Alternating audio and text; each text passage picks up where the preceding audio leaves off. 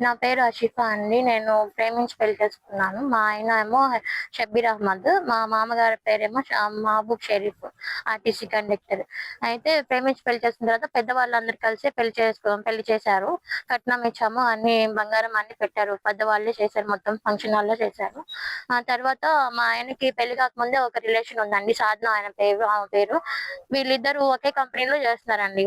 గత 4 సంవత్సరాల నుంచి ఇద్దరు రిలేషన్‌లో ఉన్నారని నాకు ఈ మధ్యన తెలిసింది. ఎలా అంటే ఆమెకొక స్కిన్ డిసీజ్ వచ్చి అది ఈయనకి కూడా వచ్చింది. అది నాకు గూడా పాకిందండి. అందుకంటే మెడికల్‌లో చూయించుకుంటే వాళ్ళు చెప్పారు.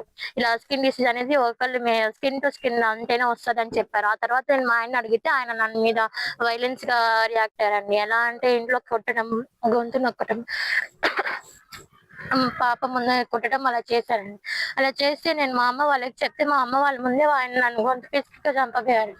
ఇలా అనేసి డొమెస్టిక్ వైలెన్స్ కేస్ ఫైల్ చేశామండి. అది చేసిన తర్వాత డీవీసీ ఆఫీస్ కౌన్సిలింగ్ రమ్మంటే కౌన్సిలింగ్‌కెళ్ళినప్పుడు అక్కడ గూడా వాళ్ళ నాన్నగారు ఆయన ఇద్దరొచ్చి నన్ను గొంతు పిసి చంపేసాము. ఇప్పుడేం చేస్తావు లంజదానా అనేసి ఏమేమో మాట్లాడి నిన్ను వదిలించుకోవడానికి ఇది కరెక్ట్ టైం దొరికింది. నిన్ను చంపేస్తాను. మొన్న గూడా వచ్చాను. మీ పాపని గూడా తీసుకెళ్ళటానికని మా మామయ్య అలా చెప్పారు. పాపని కిడ్నాప్ చేస్తే నువ్వు కేస్ విత్‌డ్రా తీసుకుంటావని అనుకున్నాను. మళ్ళీ ఇక్కడ దొరికావు గదా! ఇప్పుడు నిన్ను చంపేస్తాను. తలాక్ అని 3 సార్లు చెప్పేసా. 3 సార్లు చెప్తే నీకు తలాక్ ఇచ్చినట్టు ఇంక నువ్వు మాకు అడ్డం రాకుండా చేస్తాము. నిన్ను గొంతు తొక్కేస్తా. ఇక్కడ ఎవరొస్తే చూసుకుంటాను.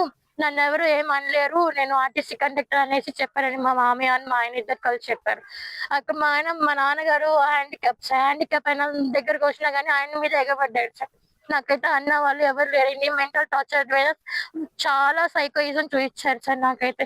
నన్ను, మా పాపని ఇద్దరిని మీరే చూసుకోవాలి సార్. అధికారులని రిక్వెస్ట్ చేస్తున్నాను. ఇది లేకపోతే ఇంక నాకు చావే దిక్కండి. నాకు హెల్ప్ చేయండి సార్ ప్లీజ్ అండి. నేనైతే ఈ వైలెన్స్ అసలు తట్టించుకోలేకపోతున్నాను సార్. నేను ఇంకా చనిపోదాం అనుకున్నాను సార్. ఇది లాస్ట్ ఛాన్స్ అని మీ దగ్గరకొచ్చాను సార్ ఇంకా. నన్నైతే హెల్ప్ చేయమని అడుగుతున్నాను సార్. ప్లీజ్ మీకు ఒక దండం పెట్టండి.